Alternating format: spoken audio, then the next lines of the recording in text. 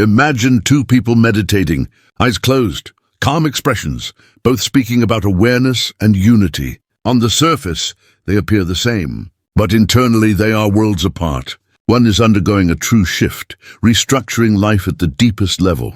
The other is avoiding their pain, using spirituality as an escape. Carl Jung spent his life studying this difference. Authentic transformation versus what he described as transcendence fantasy, using spiritual ideas to hide from real psychological work. He found that much of what is called awakening is often a refined form of avoidance, simply dressed in spiritual language. The contrast is clear. True awakening takes you deeper into life, into your struggles, into your human experience. Spiritual bypassing pulls you away from life, away from emotions, and away from accountability. One integrates, the other evades. One changes you, the other puts on a show. Today, I'll share 8 signs Jung identified that confirm you're experiencing real awakening, not just another defense mechanism. These are not easy signs. Genuine growth is far less polished than the way it's often marketed. But if you're experiencing them, you're walking the authentic path, not the illusion. And the third sign is the exact opposite of what many spiritual books claim you'll feel. The first sign, Jung described in depth: you feel absolutely awful. Not enlightened, not blissful, not transcendent, awful. Anxiety increases, depression intensifies, and even physical symptoms appear. You feel like you're falling apart, not rising above. And it often worsens before it improves. This stands in stark contrast to bypassing, where people quickly feel euphoric and beyond pain. Jung noted that authentic awakening begins with necessary breakdown.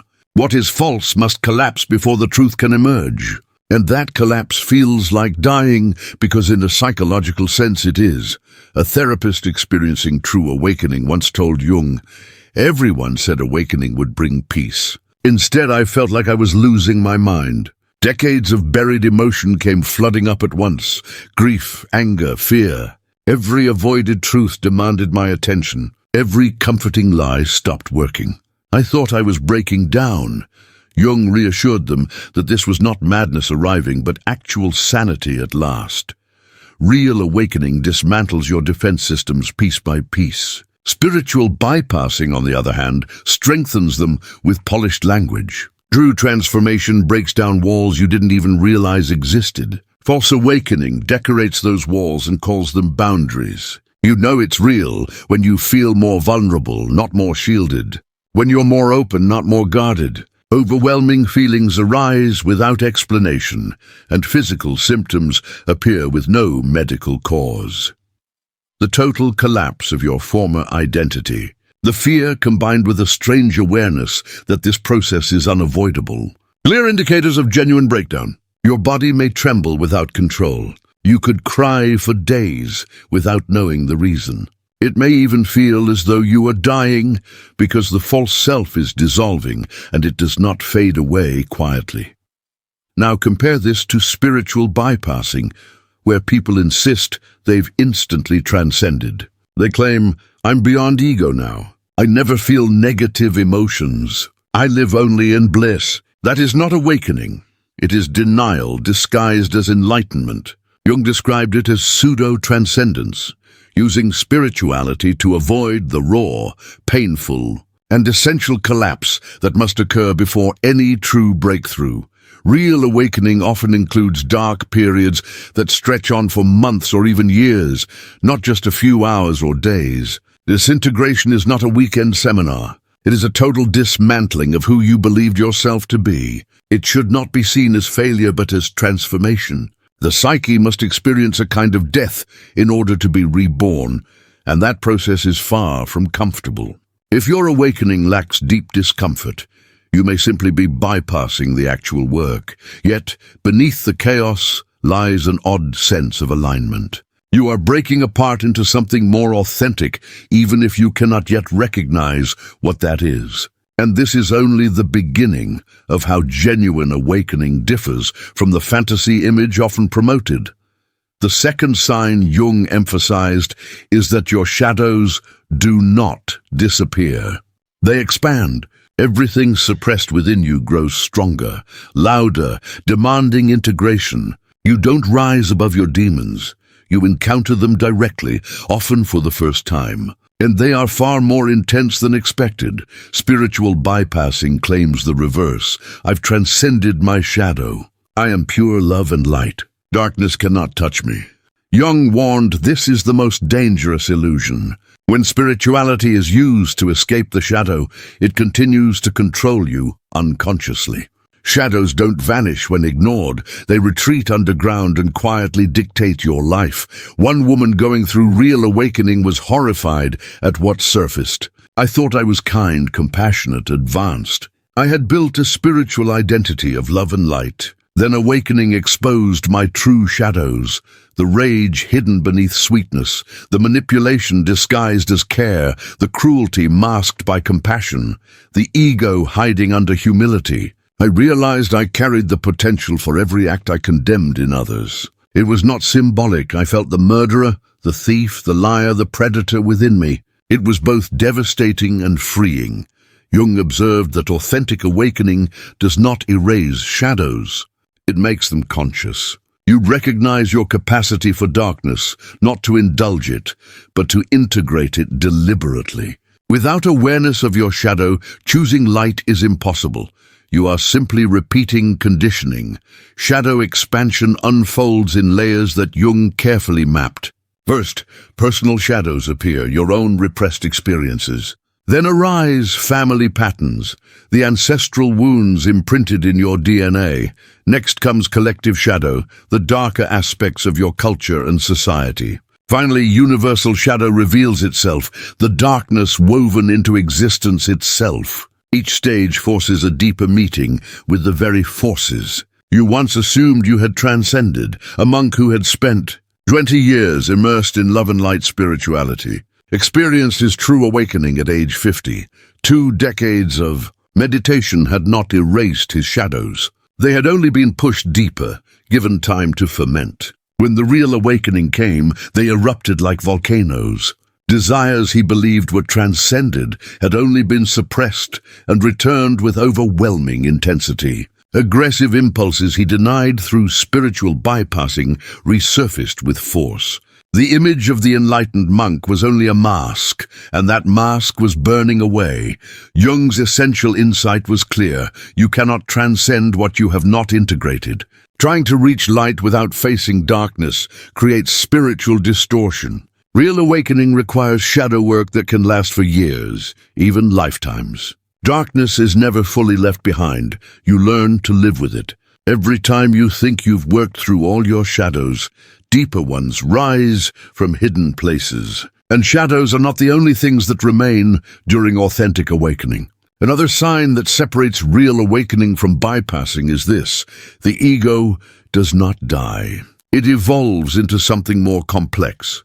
While bypassing insists on ego death and claims to be free of it, genuine awakening shows that the ego is an adaptable force, one that grows smarter the more you try to eliminate it. Jung noted that awakening does not kill the ego, it transforms it. It learns to speak the language of spirituality and becomes what is known as the spiritual ego. This version is more subtle and therefore more dangerous because it hides within humility while secretly seeking recognition. It performs enlightenment while desiring praise for the performance. It uses non-dual concepts to strengthen duality, being the one who knows while others don't. A teacher who once believed he had killed his ego discovered otherwise. After his so-called ego death, he noticed feelings of superiority toward the unconscious, pride in his humility, and even competition over who was more awakened, all while preaching that competition was ego. He used spiritual concepts to win debates while teaching non-attachment to outcomes. His ego had not vanished. It had simply become more advanced, as if it had earned a doctorate in enlightenment, running a more refined game than ever before. The spiritual ego perfects the act of looking egoless. It says, "I don't judge," while judging those who judge. It claims we are all one, yet feels special for knowing it. It declares detachment while being attached to the idea of detachment. It insists on being nobody while needing others to know it is nobody. This is not transcendence. It is the ego's most deceptive trick, hiding behind its supposed disappearance. Jung described it as the ego pretending to be dead while still controlling everything. Authentic awakening, Jung explained, means continual confrontation with the ego, not a one-time elimination. The ego continues shifting form, always seeking ways to feel special, even by claiming to be beyond specialness. In genuine awakening, what develops is ego awareness, seeing the ego's movements without merging with them. You watch it play its spiritual roles without resisting or believing them. You notice its attempts to be the most surrendered, the most awakened, the most egoless, and you learn to smile at its endless creativity.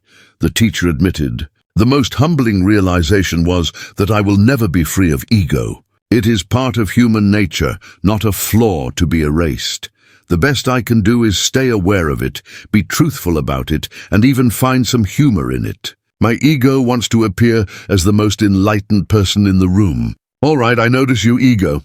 Thanks for showing up. Now let's move forward and focus on something meaningful while you continue your little display."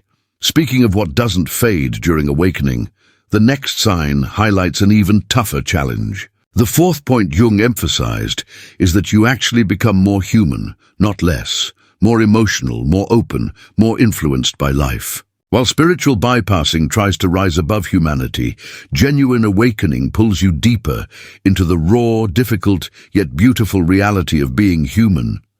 Bypassing says, "I'm above human struggles. Physical reality is an illusion. Emotions are just energy to move beyond. The body is only a temporary vessel for consciousness."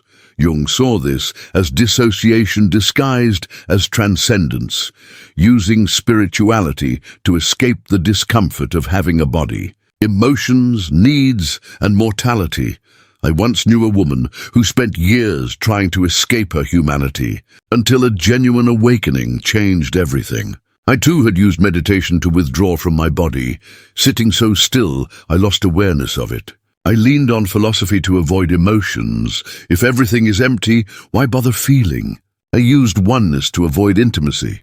If we're all one, why need connection? But then real awakening arrived like a tidal wave of humanity. Suddenly I felt everything. Every emotion was magnified, every physical sensation more powerful, every human need impossible to deny. I wasn't escaping humanity.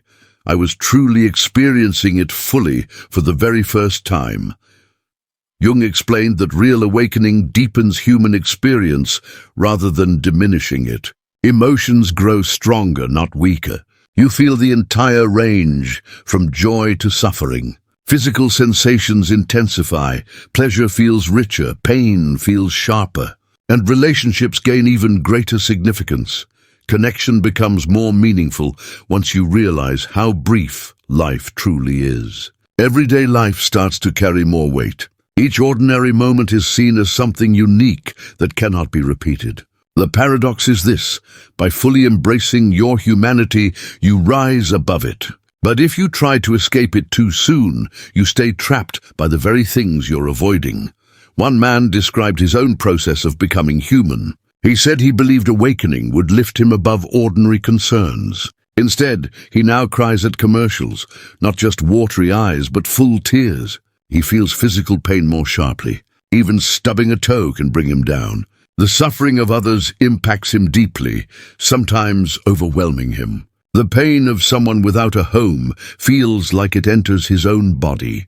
This isn't weakness, it's awakening. It's experiencing the full depth and beauty of existence instead of escaping into fantasies of transcendence.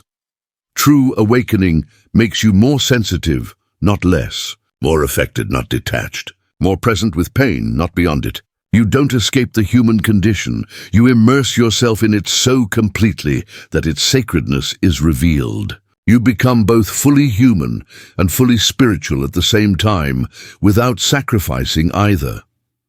Perhaps the clearest sign of this change is what happens to your need for answers. If you notice these experiences, feeling worse before better, shadows expanding, the ego transforming, becoming more deeply human, you are likely in genuine awakening, not bypassing. Yes, it feels less neat and more chaotic.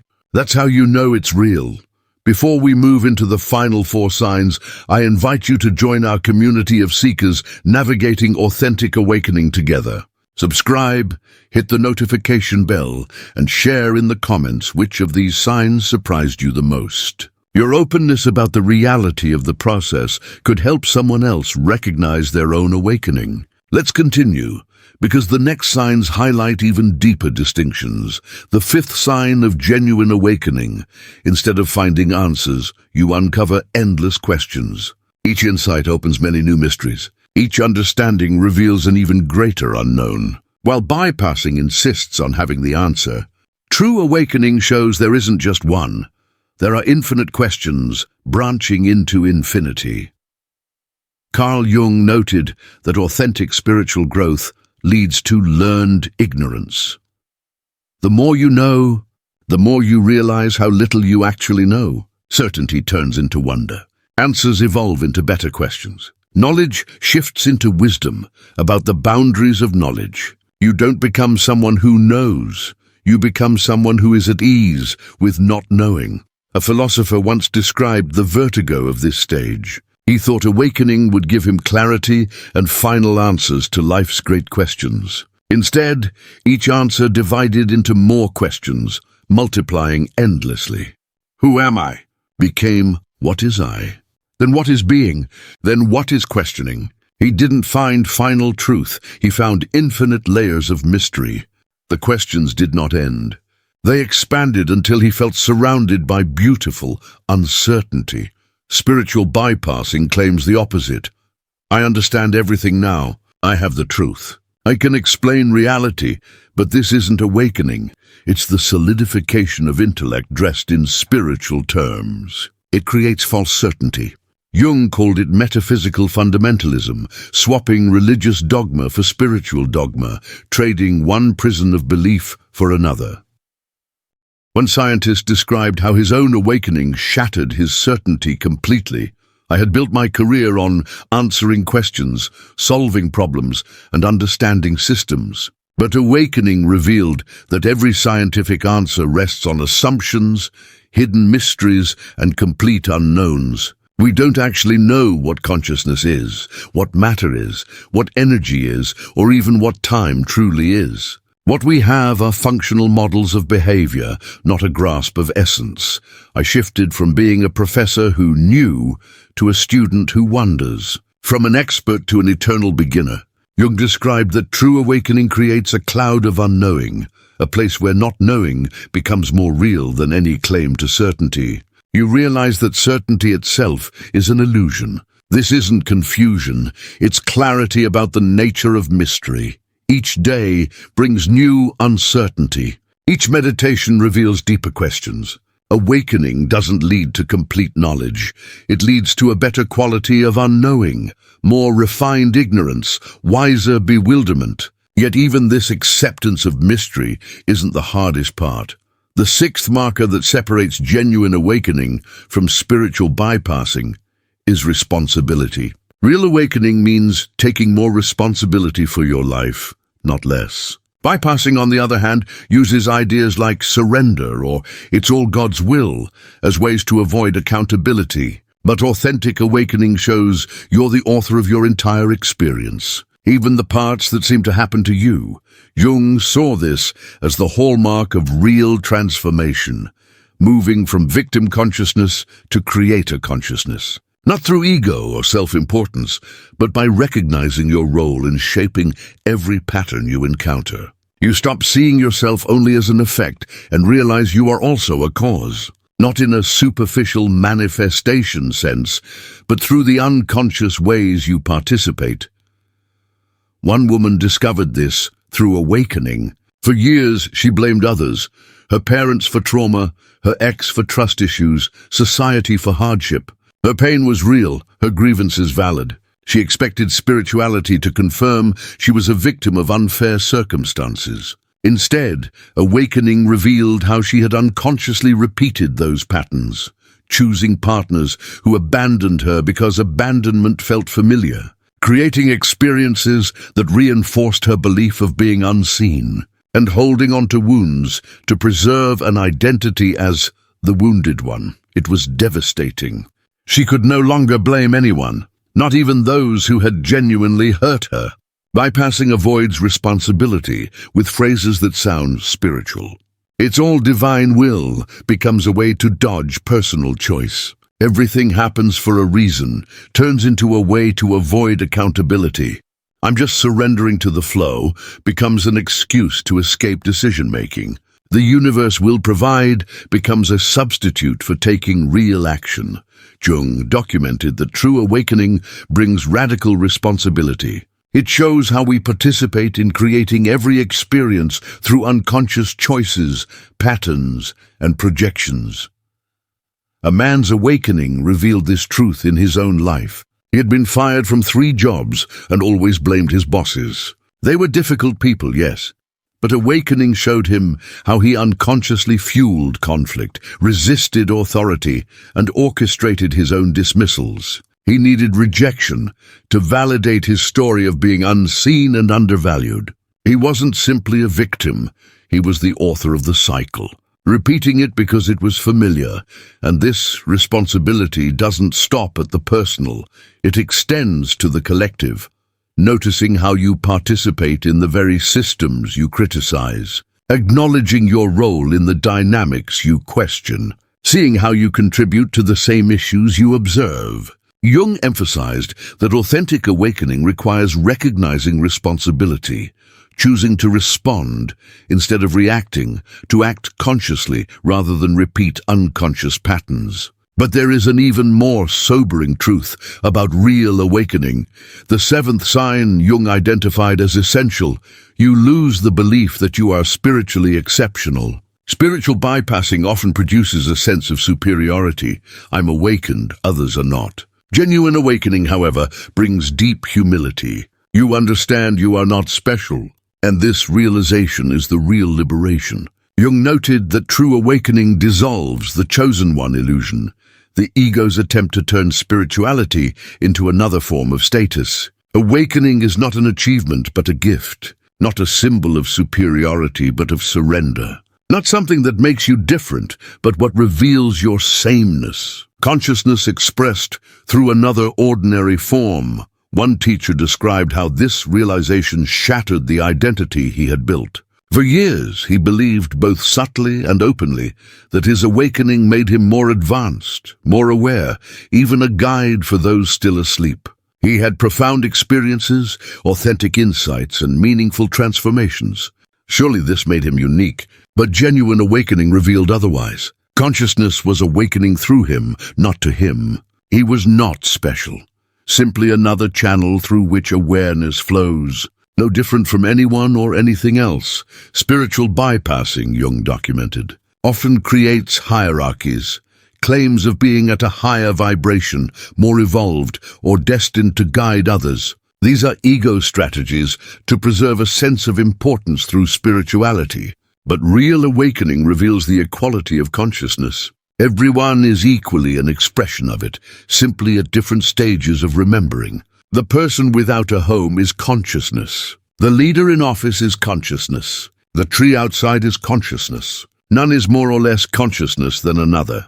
The teacher admitted that losing the sense of being special was another form of ego death. His entire identity had rested on being awakened, on being the one who knew. Without that, who was he? Nobody exceptional, just another human facing the challenges of being human. Just another wave, imagining it is separate from the ocean. It was both devastating and liberating. Finally, he could simply exist without the pressure of being someone extraordinary. Jung's insight was clear. The need to feel spiritually unique blocks genuine awakening. It is the ego's final tactic. If it cannot claim importance through worldly success, it seeks it through spiritual superiority. But authentic awakening dissolves that claim into ordinariness, all separation into unity, all hierarchy into equality, which leads to the final and most significant sign, the eighth mark of genuine awakening. The spiritual journey itself becomes completely ordinary, not special, not dramatic, not even overtly spiritual, just life unfolding. While bypassing keeps spirituality distant and exotic, genuine awakening integrates it fully into daily existence, until no distinction remains between the spiritual and the ordinary. Jung saw this as the completion of true awakening, when the extraordinary becomes ordinary, when miracles feel routine, when the spiritual path turns into just another Tuesday, not because wonder is gone, but because wonder has become constant, the quiet background of life. A woman who had been searching for decades finally reached this state of simplicity.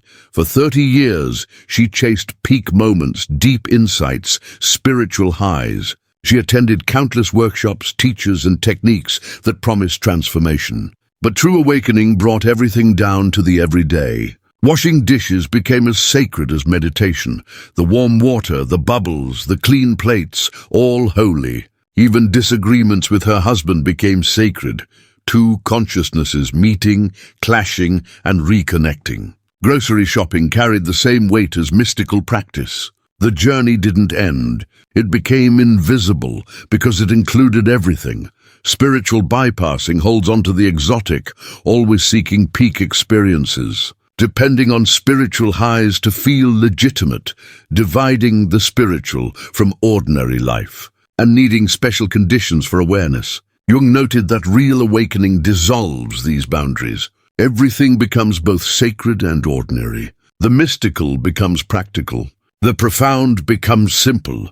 A man described his own version of this ordinariness. When people asked about his practice, he said, "I wake up, make coffee, go to work, come home, watch TV with my wife, and then go to bed." They looked disappointed, expecting meditation retreats, plant medicine ceremonies, or dramatic breakthroughs. But for him, awakening made everything spiritual. His coffee became communion, beans traveling across the world to wake him up. His work became practice, consciousness serving itself. His marriage became his monastery, learning love through laundry, presence through challenges. It was all ordinary. It was all sacred. No separation remained. Jung's final insight was this: awakening doesn't make you special, it makes you normal. But normal in a deeper way, living consciously rather than chasing consciousness. Simply awake instead of striving to awaken. And the clearest sign of real awakening: you stop caring about the signs. You no longer measure progress because there's nowhere to go. You are simply here, aware, living this human life with whatever consciousness is present. And that is more than enough. Jung identified 8 signs that separate true awakening from spiritual bypassing. Messy disintegration rather than instant transcendence. Facing darkness instead of clinging only to light. Ego evolving rather than being destroyed. Becoming more human, not less. Mystery expanding, not closing. Taking on greater responsibility, not avoiding it. Losing the sense of being special, not gaining it. The journey turning ordinary, not staying exotic. His ultimate insight was that genuine awakening is messier, harder, more human, and far more ordinary than people expect. It isn't an escape from human life, but a deeper entry into it. Not a detour around difficulty, but a direct passage through it. The mess itself is the path. The struggle itself is transformation. The ordinary itself is extraordinary. If you see these signs in your journey, Jung would want you to know you're not failing at awakening because it's challenging. You're succeeding because you're walking the real path. Spiritual bypassing offers comfort through avoidance. Genuine awakening offers freedom through integration. One helps you escape life. The other helps you live it completely. If your awakening is dismantling everything you believed spirituality would be, congratulations, you're on the real path. If it makes you more human instead of less, more ordinary instead of special, more questioning instead of certain, you're awakening for real. Trust the mess. Trust the doubts. Trust the shadows. Trust the ordinariness. This is what genuine awakening looks like, not floating above life, but diving into it so fully that the line between spiritual and ordinary disappears. If these signs resonate with you, subscribe to this channel and join a community of people walking the real spiritual path, mess and all. Hit the notification bell for daily explorations into the authentic journey of awakening.